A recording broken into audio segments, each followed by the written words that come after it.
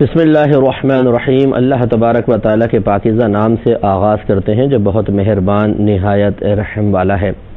الحمدللہ درس بخاری کا سلسلہ جاری و ساری ہے اور پچھلے پروگرام میں 804 نمبر حدیث پاک آپ کی خدمت میں پیش کرنے کا شرف حاصل ہوا تھا، جس کا خلاصہ یہ تھا کہ حضرت ابو ہریرہ رضی اللہ تعالی عنہ نے بیان کیا کہ نبی کریم صلی اللہ علیہ وسلم نے رکوع سے سر اٹھانے کے بعد کچھ خاص مومنین کے حق میں دعا فرمائی اور قبیلہ مدر کے خلاف دعا کی تھی۔ جن کے حق میں دعا کی تھی وہ الفاظ یہ ہیں کہ اللہ ولید بن ولید کو نجات دے، سلمہ بن ہشام کو اور عیاش بن ربیعہ اور کمزور مومنوں کو نجات عطا فرما۔ یہ تمام وہ تھے کہ جن پر کفار کے ظلم و ستم تھے جب یہ شروع اسلام میں ایمان لائے ہیں، خصوصاً جب سرکار نے ہجرت فرما لی، جو پیچھے مومنین رہ گئے تھے ان کے لیے خاص طور پہ سرکار نے دعا فرمائی، اور جن کے خلاف دعا کی وہ ارشاد فرمایا کہ اللہ مدر کو شدت سے روند ڈال اور ان پر ایسے سال مسلط کر دے جیسے حضرت یوسف علیہ السلام کے زمانے میں قحط کے سال تھے۔ تو ہم نے پچھلے پروگرام میں اس کی کافی وضاحت کی، ان مومنین کا جو خاص 3 افراد کا ذکر ہے ان کا انٹروڈکشن بھی آپ کو کرایا تھا، اور پھر یہ بتایا تھا کہ بعض حضرات جذباتیت میں یہ کہہ دیتے ہیں، اور یہ عوام ہوتی ہے، کوئی خواص کی بات نہیں کر رہا ہوں، کہ جی ہمارے نبی کریم صلی اللہ علیہ وسلم نے تو کبھی کسی کے خلاف دعا نہیں فرمائی۔ حالانکہ ایسا نہیں ہے، دعا فرمائی ہے، خلاف دعا کی ہے، لیکن وہ شاید اس لیے منع کرتے ہیں، وہ سمجھتے ہیں کہ ہم بغیر تحقیق کے بھی یہ دعویٰ کر دیں تو اس میں کوئی حرج نہیں ہے، کیونکہ کسی کے خلاف دعا کرنا یہ برا ہوتا ہے۔ نبی کریم صلی اللہ علیہ وسلم ہر برائی سے پاک و صاف ہیں، لہٰذا اگر ہمارے پاس کوئی تحقیق نہ بھی ہو تب بھی اس قسم کے انکار کرنے میں کیا حرج ہے کہ برائی کی نفی ہی تو کر رہے ہیں۔ تو جواب یہ ذہن میں اچھی طرح رکھیں کہ بعض چیزیں بعض جہت سے، بعض زاویوں سے، بعض پہلوؤں سے بری ہوتی ہیں، لیکن جب دوسرے بعض پہلوؤں سے ان کو دیکھا جائے تو ان میں کوئی قباحت نظر نہیں آتی۔ جیسے خلاف دعا کرنا، اگر یہ نفسانی خواہش کے تابع ہو کر ہو، انتقامی کارروائی کے طور پر ہو، نفس و شیطان کے بہکائے میں آ کر ہو، بلا تحقیق صرف بدگمانی دل میں پیدا کر کے اور ان وساوس شیطانی کی پیروی کرتے ہوئے ہو تو یقیناً بری ہے، پھر یہ عیب ہے، اور اس طرح کی کسی کے خلاف دعا کرنے کی نسبت نبی کریم صلی اللہ علیہ وسلم کی طرف ہرگز نہیں ہونی چاہیے۔ لیکن ایک خلاف دعا ہوتی ہے جو خود اللہ کے حکم سے ہوتی ہے۔ اللہ تعالیٰ اپنے نبیوں کو کسی کے خلاف دعا کرنے کے لیے خود الہام فرما دیتا ہے، ان کو اجازت دے دیتا ہے، اور اب یہ جو خلاف دعا ہوتی ہے یہ ان تمام فسادات سے جن کا بھی میں نے ذکر کیا ان سے خالی ہوتی ہے، صرف اللہ کے رضا کے لیے اور اللہ کے حکم اور اللہ کے ازلی فیصلے کی پیروی کرتے ہوئے انبیاء علیہ السلام ایسا کرتے ہیں تو پھر یہ برائی نہیں، اور جب برائی نہیں تو اس کی نسبت پھر نبیوں کی طرف کرنے میں کوئی حرج بھی نہیں ہے۔ اسی لیے میں نے آپ کی خدمت میں عرض کیا تھا کہ آپ قرآن عظیم اٹھا کے پڑھیں، اکثر انبیاء علیہ السلام کا یہی معاملہ رہا کہ انہوں نے اپنی قوموں کے خلاف دعا کی ہے اور پھر ان پہ عذاب نازل ہوا۔ اگر خلاف دعا کرنا مطلقاً برائی ہوتا تو پھر قرآن عظیم میں دیگر انبیاء علیہ السلام کے بارے میں تو خود قرآن اس چیز کی نسبت کر رہا ہے، تو کیا حکم شرع ہوگا؟ تو اس لیے یہ جذباتیت سے دین کا کام نہیں ہوتا ہے۔ اس قسم کے افراد کو میں گزارش کرتا ہوں کہ آپ بغیر تحقیق کے، بغیر کسی عالم کو کچھ چیک کروائے کبھی بھی نہ کریں۔ جیسے بھی مجھے کچھ عرصے پہلے 2-4 دن پہلے ایک میسج آیا کہ ہمارے نبی کریم صلی اللہ علیہ وسلم نے کبھی کوئی خطا نہیں کی، کبھی کوئی گناہ نہیں کیا، کبھی کوئی خلاف اولا کام نہیں کیا، کبھی آپ نے مستحب بھی نہیں چھوڑا، کیونکہ سب غلط ہے اور نبی کریم کی طرف غلطی کی نسبت کرنا منع ہے۔ پھر ان کو میسج کیا کہ بھائی آپ کو جب علم نہ ہو تو آپ نہ کیا کریں، خلاف اولا کام نبی سے سرزد ہو سکتا ہے، بلکہ بعض اوقات نبی جان بوجھ کر خلاف اولا کام کرتے ہیں۔ خلاف اولا کا مطلب افضل کا ترک، افضل کو ترک کر کے مفضول عمل پر آ جاتے ہیں، لیکن یہ صرف تعلیم امت کے لیے ہوتا ہے۔ جیسے خود میرے نبی کریم صلی اللہ علیہ وسلم نے کئی مرتبہ مسواک کرنا ترک فرمایا، صرف تعلیم امت کے لیے، بلکہ یہ ارشاد فرمایا کہ اگر مجھے اپنی امت پر مشقت کا خوف نہ ہوتا تو میں ان پر مسواک کو فرض قرار دے دیتا۔ تو اگر میرے آقا صلی اللہ علیہ وسلم لگاتار کرتے چلے جاتے نا تو پھر آپ کا دائمی عمل بھی کم از کم امت کے لیے وجوب ثابت کرتا ہے، احناف یہی کہتے ہیں۔ تو اب وہ جذباتیت میں جی ہمارے نبی نے کبھی خلاف اولا کام بھی نہیں چھوڑا، خلاف اولا کام بھی نہیں کیا، کوئی مطلب اولا اور افضل کام کو کبھی ترک نہیں کیا ہے، تعلیم امت کے لیے کیا ہے۔ تو یوں ہوتا ہے کہ جب کوئی شخص ایک عقیدت کا اظہار کر رہا ہوتا ہے، اپنے طور پہ وہ سمجھ رہا ہوتا ہے کہ جب وہ لکھ رہا ہو اس کو ایک روحانی سکون بھی مل رہا ہوتا ہے، وہ سمجھتا ہے کہ میں سرکار کی محبت کا حق بھی ادا کر رہا ہوں۔ لیکن میری ایک بات ہمیشہ یاد رکھیے گا، یہ حقیقتاً روحانی سکون نہیں ہے، یہ شیطانی سکون ہے، جس کو یوں سمجھ لیں، کیونکہ جب آپ خلاف شرع کوئی کام کر رہے ہوں گے، اگر اس خلاف شرع کام سے ایک غلط بات سے آپ سکون محسوس کر رہے ہیں تو پھر وہ سکون اللہ کی طرف سے نہیں ہوتا، بلکہ شیطان آپ سے کام کروا کر وقتی طور پہ آپ کے باطن میں سکون کسی کیفیات پیدا کر دیتا ہے، اور وہ یا تو نفس کی طرف سے ہوتی ہیں، شیطان کی طرف سے ہوتی ہیں، لیکن ہم پہچان نہیں پاتے اور ہم سمجھتے ہیں تو شاید اللہ کی طرف سے ہے۔ بعد میں پتہ چلتا ہے کہ ایسا ہوا، کیونکہ میرے آقا صلی اللہ علیہ وسلم نے واضح طور پہ فرمایا کہ جس نے جان بوجھ کر میری جانب جھوٹ منسوب کیا وہ اپنا ٹھکانہ جہنم میں بنا لے۔ تو کتنے ایسے افراد ہیں کہ جو جھوٹی حدیثیں کہیں بھی پڑھ لیتے ہیں، اس کو بیان کرتے ہیں اور اس میں سکون محسوس کرتے ہیں۔ تو حصول سکون کسی چیز کے صحیح ہونے کی دلیل نہیں ہوتا۔ بعض اوقات انسان غلط کام کر رہا ہوتا ہے، اس کو سکون مل رہا ہوتا ہے، وہ سکون حقیقتاً رحمانی نہیں ہے، وہ شیطانی یا نفسانی ہے۔ اور جو اس فیلڈ میں بالکل نووارد ہیں، جن کو مکمل معرفت حاصل نہیں، وہ ان چیزوں میں فرق نہیں کر پاتے اور بیچارے شیطانی سکون کو یا نفسانی سکون کو رحمانی سکون دے کر غلط کام پر اصرار کرتے رہتے ہیں۔ بلکہ ایسے لوگ بھی دیکھیں کہ جب ان کو منع کیا جائے تو کہتے ہیں کہ ارے بھائی تم اپنا علم اپنے پاس رکھو، ہمیں تو اسی سے روحانی سکون مل رہا ہے۔ تو پھر میں آپ سے گزارش کر دوں کہ ہیروئنچی بھی بعض اوقات یہ کہہ دیتا ہے مجھے ہیروئن پی کے روحانی سکون مل رہا ہے، چرسی بھی یہ کہہ دیتا ہے، تو پھر کیا ان کو چرس اور ہیروئن کی اجازت آپ دے دیں گے؟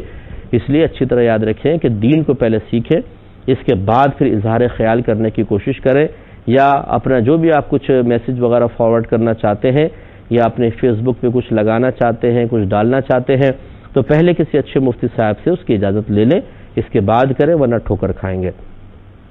اب یہ میں ضرور آپ کو عرض کر دوں گا، ایک ہوتا ہے نبی کریم صلی اللہ بقیہ انبیاء علیہ السلام کے بارے میں تو یہ ہے کہ انہوں نے پوری قوموں کے لیے دعا فرمائی ان کے خلاف اور پوری قومیں تباہ ہو گئی، لیکن ہمارے نبی کریم صلی اللہ علیہ وسلم کا یہ خاصہ ہے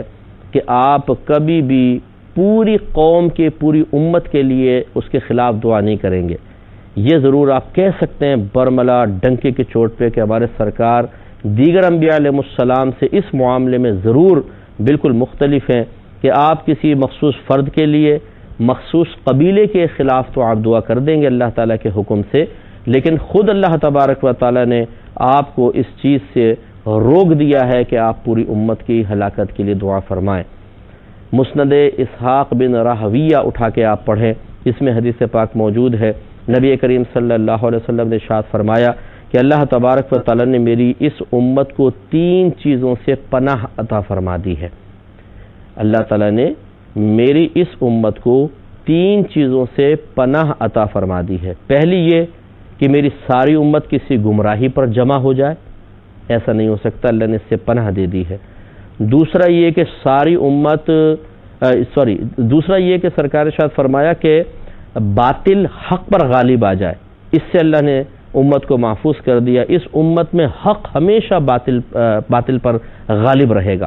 اور تیسرا میرے آقا صلی اللہ علیہ وسلم نے ارشاد فرمایا کہ اللہ تعالیٰ نے میری امت کو میری اس دعا سے محفوظ کر دیا ہے، پناہ دے دی ہے کہ جو ان سب کو ہلاک کر دے۔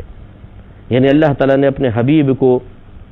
یہ کبھی بھی ایسا نہیں ہوگا کہ اللہ تعالیٰ اپنے حبیب کے ذریعے پوری امت کی ہلاکت کی دعا آپ کی زبان اقدس سے نکلوائے، بلکہ اللہ کا فیصلہ یہ ہے کہ اس امت پر اجتماعی عذاب نہیں آئے گا۔ اللہ تعالیٰ خود قرآن عظیم میں ارشاد فرماتا ہے کہ ما کان اللہ لیعذبہم وانت فیہم، اے حبیب اللہ تبارک و تعالیٰ کی یہ شان نہیں ہے کہ آپ ان کے درمیان موجود ہوں اور اللہ تعالیٰ انہیں اجتماعی عذاب میں مبتلا فرما دے، ایسا نہیں ہو سکتا ہے۔ تو لہٰذا یہ آپ ضرور کہہ سکتے ہیں کہ ہمارے آقا صلی اللہ علیہ وسلم نے پوری امت کے خلاف نہ کبھی دعا کی ہے، نہ آپ کر رہے ہیں اور نہ آپ کبھی کریں گے، لیکن مخصوص افراد کے لیے، مخصوص قبائل کے لیے، مخصوص گروہ کے لیے کرنا ثابت بھی ہے، اور پھر اگر وہ کی بھی ہے تو کوئی عیب نہیں ہے، کیونکہ اللہ تبارک و تعالی نے آپ کو اس کی اجازت بلکہ حکم ارشاد فرمایا تھا، یہ الہام فرمایا تھا۔ اور یہ یاد رکھیں کہ میں نظیر اس کی آپ کو اور دے دیتا ہوں کہ دیکھیں غیبت کرنا گناہ کبیرہ ہے۔ اللہ تبارک و تعالی نے خود قرآن عظیم میں اسے اس طرح قرار دیا کہ غیبت کرنا بالکل ایسا ہے کہ کیا کوئی پسند کرے گا کہ اپنے مردہ بھائی کا گوشت کھائے، یعنی اتنا برا ہے جیسے مردہ بھائی کا گوشت کاٹ کے کھا لینا، یہ غیبت کرنا اتنا برا ہے۔ لیکن اس کے باوجود آپ یہ دیکھیں گے کہ بعض مقامات پر غیبت کرنا بالکل جائز ہے، جس میں سے ایک یہ ہے کہ اگر کوئی اعلانیہ طور پہ کوئی گناہ کر رہا ہو تو اس کی غیبت نہیں ہوتی، کیونکہ اس نے خود شرم و حیا کا پردہ اپنے چہرے سے ہٹا دیا ہے، سب کے سامنے اعلانیہ طور پہ برائی کر رہا ہے، تو اب اس کے پیٹھ پیچھے اس کی اس اعلانیہ برائی کا ذکر کرنا غیبت نہیں ہوتا۔ یہ انشاءاللہ کتاب الادب آئے گا تو اس میں بڑی تفصیل کے ساتھ میں یہ مسئلہ آپ کی خدمت میں عرض کروں گا۔ آگے چلتے ہیں، حدیث نمبر 805 ہے، اس میں حضرت انس بن مالک رضی اللہ تعالی عنہ راوی ہیں۔ یہ پہلے بھی حدیث گزر چکی ہے، ایک دفعہ آ گئی ہے برکت کے لیے، تو پھر ہم پڑھ لیتے ہیں۔ آپ فرماتے ہیں، یعنی انس بن مالک رضی اللہ تعالی عنہ بیان فرماتے ہیں کہ رسول اللہ صلی اللہ علیہ وسلم ایک مرتبہ گھوڑے سے گر گئے، یعنی آپ تشریف لے آئے، زمین پر چوٹ لگ گئی، پس آپ کی دائیں جانب زخمی ہو گئی، یعنی رائٹ سائڈ جو ہے وہ زخمی ہو گئی۔ ہم آپ کے پاس آپ کی عیادت کے لیے آئے تو نماز کا وقت آ گیا، آپ نے ہمیں بیٹھ کر نماز پڑھائی۔ اور ایک روایت میں ہے کہ سفیان، یہ ایک اور راوی ہیں جو حضرت انس بن مالک سے سن کر بیان کر رہے ہیں آگے، وہ یہ کہتے ہیں کہ ہم نے بیٹھ کر نماز پڑھی۔ جب آپ نے نماز پڑھ لی تو فرمایا کہ امام اس لیے بنایا جاتا ہے کہ اس کی اقتداء کی جائے، چنانچہ جب وہ تکبیر پڑھے تو تم بھی تکبیر پڑھو، اور جب وہ رکوع کرے تو تم بھی رکوع کرو، جب وہ رکوع سے سر اٹھائے تو تم رکوع سے سر اٹھاؤ، جب وہ سمع اللہ لمن حمدہ کہے تو تم ربنا ولک الحمد کہو، اور جب وہ سجدہ کرے تو تم سجدہ کرو۔ سفیان کہتے ہیں کہ اسی طرح معمر نے روایت کی ہے، تو باقی بس وہ آگے راویوں کی اپنی بات ہے۔ تو یہاں تک یہ حدیث پاک ہے کہ سرکار نے ارشاد فرمایا کہ جب امام کچھ کرتا ہے تو آپ کو اس کی اقتداء کرنی ہے، اور اس مقام پر بھی ہم نے یہی سمجھایا تھا۔ پہلی بات تو یہ ہے کہ سرکار نے بیٹھ کے نماز پڑھائی، تو ایک روایت میں یہ آیا تھا، ہم نے پیچھے پڑھا تھا کہ صحابہ کرام نے بھی بیٹھ کے نماز پڑھی، لیکن یہ شروع کی بات تھی، بعد میں نبی کریم صلی اللہ علیہ وسلم نے اس معاملے کو ترک فرما دیا تھا۔ لہذا جب آخری ایام تھے اور نبی کریم صلی اللہ علیہ وسلم کافی نکاحت محسوس فرما رہے تھے تو آپ نے بیٹھ کے نماز پڑھی تھی، اور صحابہ کرام عالم رضوان آپ کے پیچھے کھڑے ہو کر نماز پڑھ رہے تھے۔ لہذا اب آخری جو زندگی مبارکہ کا عمل وہ یہی ہے کہ اگر امام کسی عذر کی بنا پر بیٹھ کے نماز پڑھے اور مقتدی صحت مند ہوں تو وہ بہرحال کھڑے ہو کر ہی نماز پڑھیں گے۔ دوسری بات یہ ہے کہ امام سے سبقت لے جانا، امام کے آگے چلے جانا، یہ گناہ ہوگا، کیونکہ جب نبی کریم صلی اللہ علیہ وسلم نے مطلقاً حکم فرما دیا کہ امام اسی لیے بنایا جاتا ہے کہ اس کی پیروی کی جائے۔ پیروی کرنا، اقتداء کرنے کا مطلب ہی یہ ہے کہ دوسرے کے عمل کے پیچھے پیچھے چلنا، دوسرے کے عمل کو اختیار کرنا کہ پہل وہ کرے اس کے بعد پھر ہم وہ عمل کریں۔ تو اس سے بعض وہ حضرات ذرا درس حاصل کریں، جو امام بیچارہ غریب ہے اور ایک چھوٹے سے حجرے میں اس کو دے دیا استنجا خانے کے اوپر حجرہ بنا کر، اور پیچھے کھڑے ہوئے سیٹھ حضرات بڑے بڑے، ان کے پاس مال ہے، دولت ہے، لینڈ کروزر میں نماز پڑھنے کے لیے آئے ہیں، تو یہ بعض اوقات ایسا ہوتا ہے کہ ایسے امام کے پیچھے حالت نماز میں بھی قلبی تکبر انسان کو بہت سارے اعمال پر مجبور کر دیتا ہے۔ لہذا بعض ایسے افراد مشاہدے میں آئے ہیں کہ جو اللہ تعالیٰ کے اس حکم کو پورا کرتے ہوئے بھی گلٹی فیل کرتے ہیں کہ یار ہم اس امام کی باتیں مانیں کہ یہ رکوع کرے تو ہم بھی رکوع کریں، یہ سجدہ کرے تو ہم سجدہ کریں، جیسے ہمیں آرڈر کر رہا ہو کہ جیسے جو میں کروں گا ویسے کریں، تو پھر اس کا بعض اوقات جھنجھلاہٹ میں جو نتیجہ نکلتا ہے وہ یہ کہ ابھی امام رکوع میں پہنچتا نہیں ہے، پہلے پہنچ جاتے ہیں،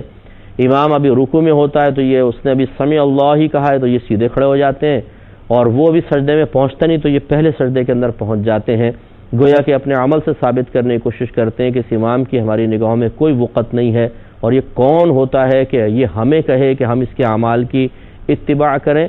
تو میرے بھائی، یا آپ اس امام کی اتباع نہیں کر رہے، آپ اللہ تعالیٰ کے حکم کی اتباع کر رہے ہیں۔ آپ یہ کہیں گے، شاید کچھ دیکھنے والے سننے والے کہیں گے صاحب ایسا کہاں ہوتا ہوگا، تو یہ آپ کا شاید مشاہدہ بہت کم ہے۔ میں اتنا گھوما ہوں، اتنے لوگوں سے ملتا ہوں، اتنی مساجد میں میں نے نماز پڑھی ہے، اتنے علاقوں میں میں گیا ہوں، اتنی لوگوں کی کیفیات کو میں نے قریب سے مشاہدہ کیا ہے کہ شاید آپ نے نہیں کیا ہوگا۔ اور اگر آپ میرا یہ سنتے رہتے ہیں پروگرام، تو آپ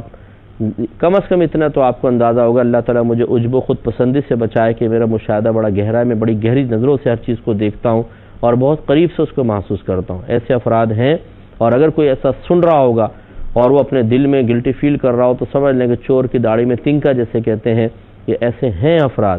تو میں کسی کو فرد واحد کا تو نام بھی نہیں لیا، نہ کوئی مخصوص علاقہ میں نے بتایا، لیکن میں نے یہ چیزیں مشاہدہ کی ہیں۔ تو ہر ایک اپنے اپنے طور پہ محاسبہ کرے کہ اگر کبھی امام صاحب کے پیچھے کھڑے ہو کر، امام اگر غریب سا ہے، پھٹے پرانے کپڑے پہنے ہوئے ہیں، آپ بہت ویل ایجوکیٹڈ ہیں اور وہ دنیاوی تعلیم میں بہت پیچھے ہے، آپ کے پاس بڑا محل ہے، پورا بنگلہ ہے، اور وہ بیچارہ چھوٹے سے حجرے میں رہتا ہے، آپ لینڈ کروزر میں آتے ہیں، اس کے پاس اسکوٹر بھی نہیں ہے، سائیکل پہ بیچارہ یہ چنگچی کے اندر سفر کرتا ہے، تو اس کا مطلب ہرگز یہ نہیں ہے کہ اب آپ اس کے پیچھے کھڑے ہوتے ہوئے بے عزتی محسوس کریں اور اپنے دل میں خیال لائیں کہ کوئی ذرا اپ ٹو ڈیٹ قسم کا امام ہوتا نا، ذرا تھوڑے سے انگلش کے ورڈز وہ بولتا، تھوڑا انگلش میں ایک آدھ سینٹینس بھی وہ بول دیتا اپنی تقریر میں، تو پھر ہمیں خوشی ہوتی ہے اس کے پیچھے نماز پڑھتے ہوئے۔ اس فطرت کے لوگ ہیں، اگر کوئی ایسا ہو تو پھر امام کو اس طرح تحقیر کی نگاہ سے دیکھنا مناسب نہیں ہے۔ اس رویے کو تبدیل کریں، یا پھر امام ایسا لا کے کھڑا کریں جو آپ کی مرضی کے مطابق ہو، کوئی ماڈرن امام ہو۔ پینٹ شرٹ والے بھی مل جاتے ہیں بہت سارے، آج کل تو روش بدلتی چلی جا رہی ہے، پینٹ کوٹ میں امامتیں ہو رہی ہیں بعض جگہوں کے اوپر، یہاں تو نہیں پاکستان میں، باہر کے آپ عرب ممالک میں چلے جائیں، آپ کو ملیں گے پینٹ کوٹ میں بالکل سوٹڈ بوٹڈ ہو کر آ کے وہ نمازیں پڑھا رہے ہیں، داڑیاں چہرے پہ ہیں نہیں، سر ننگا رکھتے ہیں وہ لوگ، اور ان کے پیچھے نماز پڑھتے ہوئے بعض لوگ بڑا فخر محسوس کرتے ہیں، جی ہمارا امام ایسا ہے۔ یہ وہی طبقہ ہے کہ جو اللہ تعالیٰ کی رضا کے لیے کم اور لوگوں میں اپنی ایک انفرادی حیثیت قائم کرنے کے لیے زیادہ محنتیں کرتا ہے، زیادہ کوشش، کمی ہے، نکھٹو ہے، ان میں عقل نہیں ہے، یہ سب ہم سے بہت پیچھے ہیں، اور ہم اپنی عقل کے استعمال کے اعتبار سے جو دنیاوی ہم نے ترقیاں کر لی ہیں، حالانکہ وہ اللہ کی عطا کی بنا پر ہے، ہم نے جو ترقیاں کی ہیں اس کے مقابلے، اس کے لحاظ سے ہم ان سے بہت آگے ہیں، لہذا ہمارا ہر عمل ان سے بالکل جدا گانا ہونا چاہیے۔ اگر ان کا کوئی عمل اختیار کر لیا، اگر ہماری سوچ کہیں ان کے موافق ہو گئی، تو ہم اپنے مقام سے نیچے آ جائیں گے، اس لیے نئی نئی پھلجڑیاں چھوڑتے رہیں گے اور زیادہ اپنے آپ کو ماڈرن بنا کر پیش کرنے کی کوشش کریں گے۔ اللہ تعالیٰ رحم فرمائے، یہ حرکتیں انسان کو بہت دور لے جائیں گی کہ جہاں سے جا کر پھر واپسی کا رستہ بھی نہیں ملتا ہے۔ اللہ تعالیٰ عمل کی توفیق عطا فرمائے، سمجھنے کی توفیق عطا فرمائے، آمین۔ وآخر دعوانا ان الحمد للہ رب العالمین۔